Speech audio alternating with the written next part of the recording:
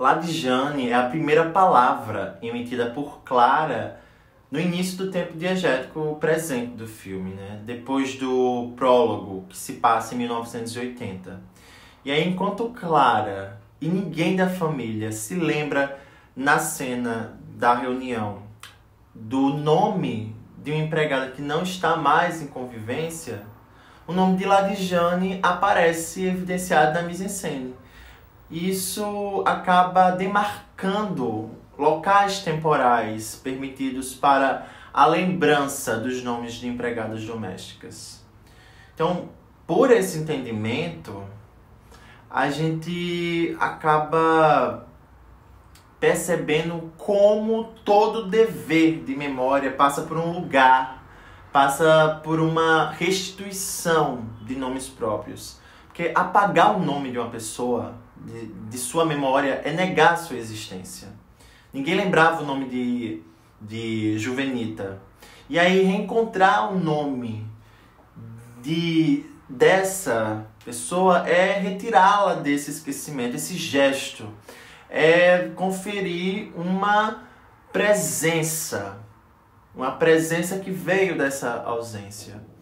Então, o filme Aquários, ele acaba indicando um interesse em representar a realidade brasileira, construir olhares sobre o país, mas dentro de uma complexidade no tratamento dessa problemática, porque Clara, nesse esforço de memória, se lembra do nome de Juvenita na cena do álbum de família.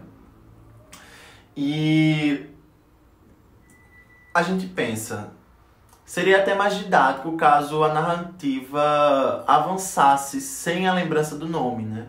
Porque aí, organizando dessa forma, há uma abertura para a gente entender as sutilezas das relações sociais entre patroas e empregadas.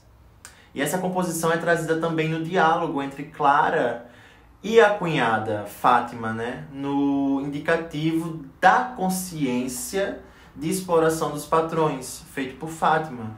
Porque quando Clara fala que Juvenita roubou as joias da família, depois das cenas do álbum de família, mais à frente, né, também, porque o que acontece? Há um sonho que Clara tem com Juvenita.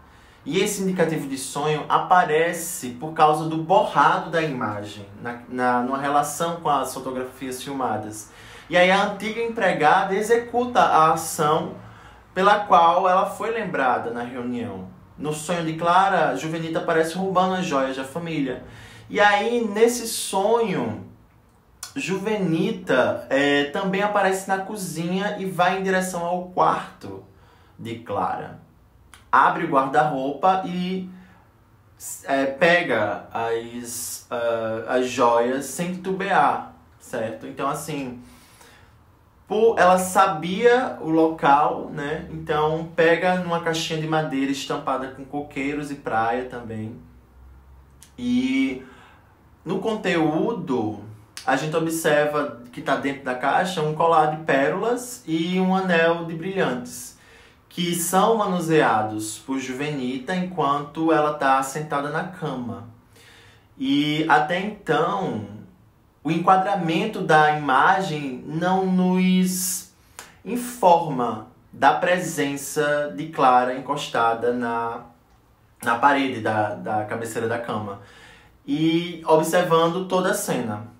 Esse ponto ele é revelado enquanto Juvenita, em primeiro plano, observa o brilho do anel, e o que se vê nesse enquadramento é Clara vestida de branco, com os cabelos soltos e olhando fixamente para a mulher negra.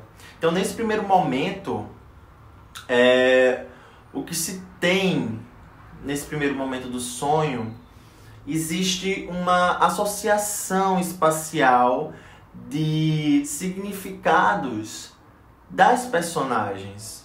Veja, a mulher negra associada à cozinha, tal como na cena do aniversário de tia Lúcia, no qual 3 senhoras negras aparecem na cozinha, ou seja, os espaços ocupados pelas empregadas da casa.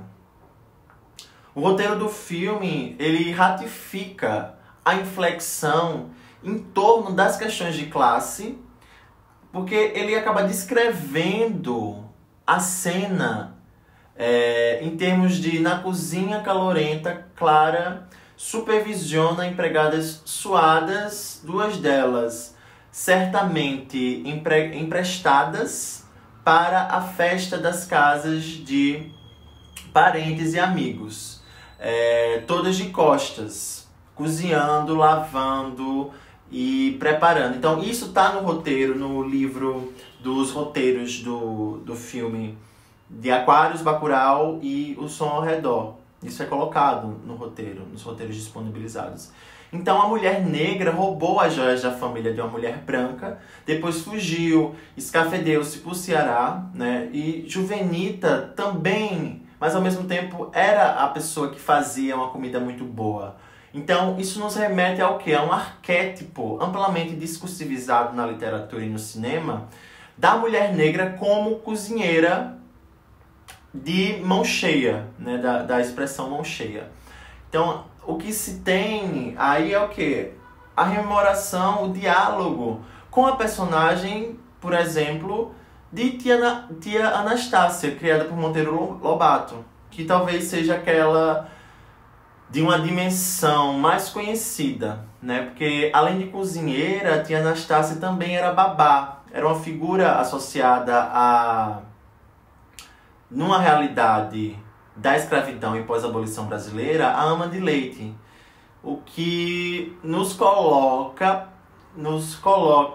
para a segunda parte do sonho de Clara, que é o quê? Depois de observar o brilhante, o anel de brilhante, Juvenita olha para Clara e o enquadramento da câmera muda, né? Porque se antes o que o espectador observava eram as 2 personagens, Juvenita e Clara, uma em primeiro plano, de perfil, e a outra em segundo plano, de frente, agora o que se vê é apenas Juvenita de frente, olhando para a aresta direita da tela, fora da imagem.